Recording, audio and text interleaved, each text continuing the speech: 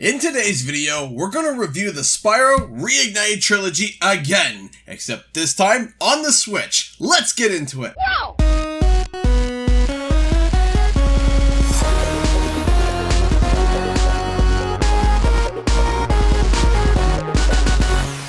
What's up guys, Canadian Guy here, and I am back with a long asked for port of the legendary recreation of the original Spyro games, Spyro the Reignited Trilogy. Since day one, people have begged for this game to come to the Switch, and less than a year later from its launch, it's finally here. Now, I already have reviewed this game. You don't need me to ramble on again about my thoughts about it because, well, it's the same game. If you want to watch the original review for the PlayStation 4 Pro, check it out in the card in the top right corner. Or if you want the quick summary, I love it, and if you live and breathe, you should buy it. Or if you're dead, well, buy it anyway. So as you all know, I absolutely loved and adored the Reignited Trilogy. It would not be a stretch to say that I have spent at least 100 hours in the entire trilogy. I know it like the back of my hand, but whenever I take a step back to just look at it all again, I'm still flabbergasted by how beautiful it is. However, when I heard it was coming to Switch, I had concerns.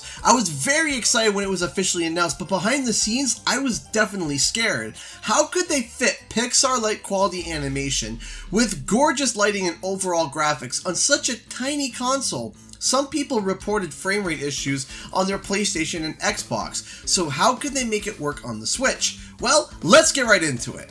What you have been seeing so far is footage of the PlayStation 4 version and played on a PlayStation 4 Pro, just so that you can get an idea of what the original felt like again.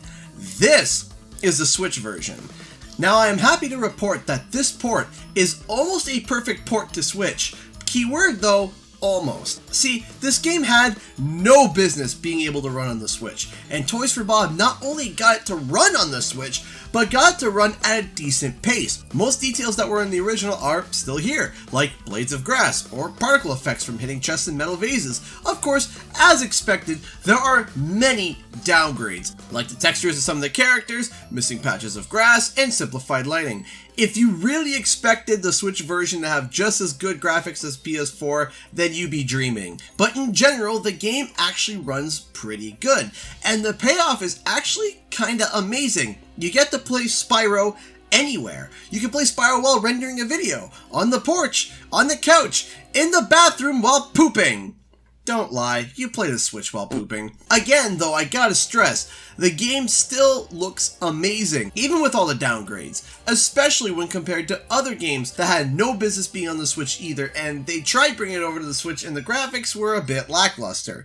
Now the Switch is a hybrid console and you can dock it to get more of a console experience and play on the big screen. And again, you get a really good experience playing it even in dock mode. Everything still looks pretty good overall. Now, I have been praising the Switch port thus far, but remember how I said it was almost perfect? Here is when I gotta go to the negative. See, I have to judge this as a port. As you all know, I adore Spyro. I have made over 100 videos that have talked about Spyro. Trust me, I love this little purple dragon, and the Switch port did way better than I expected it to. But there is only one major issue that I have, and this issue should be considered whether or not you want to buy the Switch version or not, because it's majored for some people. The main issue is frame rate. You may have already seen that from the footage that I have shown, but the frame rate in this game is quite inconsistent. It runs pretty good overall, but there is random frame drops while playing. At certain times, it happens more than others, but the game at times does get a bit stuttery. Now, the original Reignited Trilogy had some frame rate drops too, but it was smoothed over by the motion blur, and if you were fine with motion blur, then you likely were not bothered by it at all. The Switch version, however, is a tad bit different when it comes to motion blur.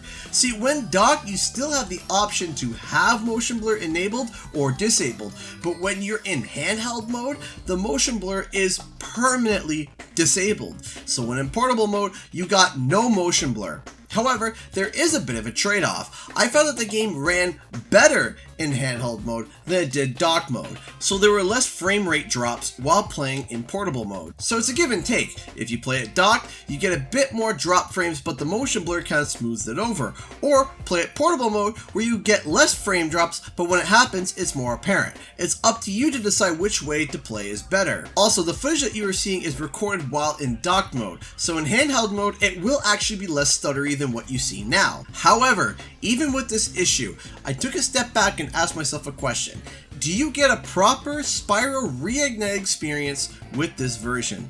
And the answer? Yeah, you do. You get the cute, charming worlds, beautiful visual effects, masterful music, Pixar quality animation, and of course you get the sassy and yet adorable Spyro. As I said, this game had no business whatsoever to be able to be ported to the Switch properly, yet somehow Toys for Bob did it and did a really good job with it.